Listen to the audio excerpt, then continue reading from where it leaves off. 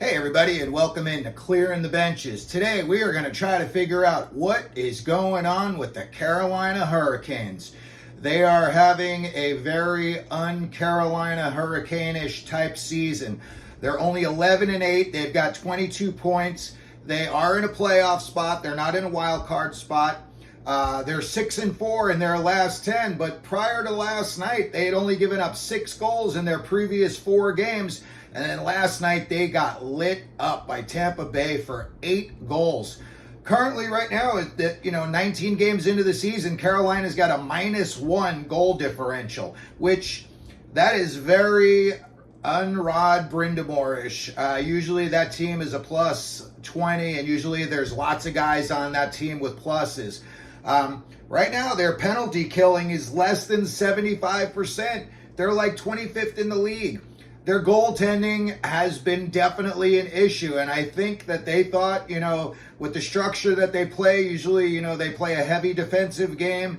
Their forwards love to forecheck and, get in on the puck hunt. But this year, it just doesn't seem like it's happening. The guys that they usually are getting production from right now, they're just not. Even you look, Jordan Staal, he's only got 6 points in 19 games, and he's a -4. Their D, Tony DeAngelo, a -10. Dmitry Orlov, a -9. Up front, you got Marty Necas, a -10.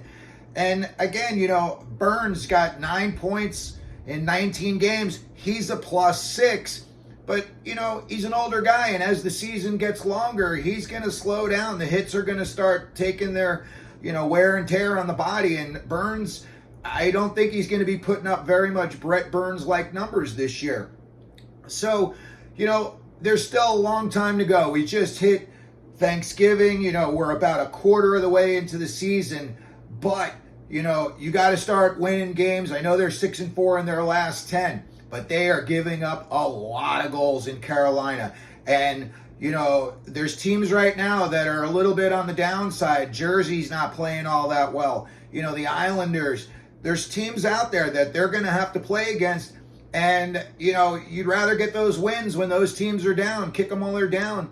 But right now, I'm not really sure if Carolina's defense is up to the task. Again, that's usually the one thing everyone always says is, you get to the playoffs, Carolina's going to shut you down. Look what they did to the Rangers a couple of 3 years ago. They completely, the Rangers came in flying, just steamrolled them.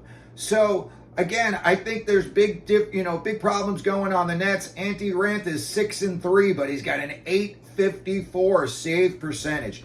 Freddie Anderson's 4-1, but I think if they were, if he was playing better, he'd be getting more than just 5 starts. So let's see what's going on in Carolina. They've got some balanced scoring going on. Aho, Teravainen, Brady Shea, they've all got 16, 15, 13 points. So they're getting balanced scoring. But I think, again, this is the case with a lot of teams in the league this year. Defense and goaltending are going to be the difference makers. They're going to see these teams, nothing for nothing, but this is why teams like Vegas go deep into the playoffs. They have got a heavy defense. They play a very heavy defense. And those forwards forecheck, usually that's, Carolina's recipe. But again, for some reason this year, it just doesn't seem to be working out. Now, you still got about 62 games left in the season, so it's not like the Hurricanes can't turn it around. And, they're only 11-8. They're still on the plus side as far as wins go. But, this is a team that I think a lot of people had penciled in probably for, 40, 45 wins. And at this point, I think that's going to be a struggle.